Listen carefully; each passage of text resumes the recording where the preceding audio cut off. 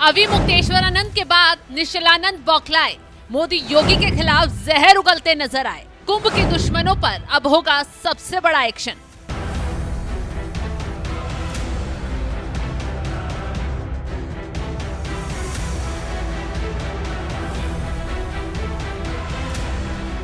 महाकुंभ अपने आखिरी पड़ाव पर है, लेकिन इस बार कुंभ ने जो ऐतिहासिक रिकॉर्ड बनाए उसके लिए सीएम योगी आदित्यनाथ की देश ही नहीं विदेशों तक तारीफ हो रही है। जमकर डंका बज रहा है, जो विपक्ष को घायल करने का काम भी कर रहा है, क्योंकि अखिलेश से लेकर राहुल गांधी, शंकराचार्य, अभी मुक्तेश्वरानंद तक सवाल उठाकर योगी आदित्यनाथ को फंसाने, साजिश के तहत कुंभ को बदनाम करने की कोशिश में लगातार जुटे हुए हैं। लेकिन इसी बीच अब पूरी मठ के शंकराचार्य स्वामी निश्चलानंद सरस्वती भी कुंभ के आखिरी पड़ाव पर जाते जाते योगी आदित्यनाथ से लेकर पीएम मोदी तक को आंख दिखा गए।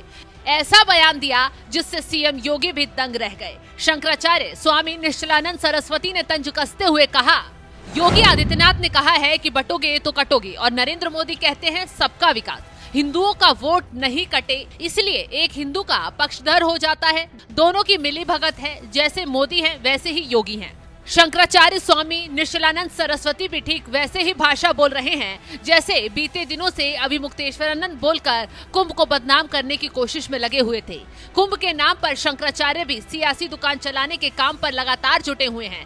खैर, शंकराचार्य स्वामी निश्चलानंद सरस्वती के सुर यही खत्म नहीं हुए। आगे उन्होंने भारत की विदेश नीति तक पर सवाल दाग दिए। मोदी योगी को निशाना बनाते हुए कहा, राजनेताओं का स्तर इतना गिर गया है कि वे देशी विदेशी कंपनियों को ठेका देते हैं। देश विदेश की 13 कंपनियां विश्व के देशों का संचालन कर रही हैं। ये राजनेताओं की दुर्लभता है। राजनीति का अर्थ दंड नीति, अर्थनीति, छात्र धर्म भी है।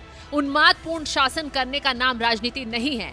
कूटनीति के 5 भेद का वर्णन शास्त्रों में किया गया है।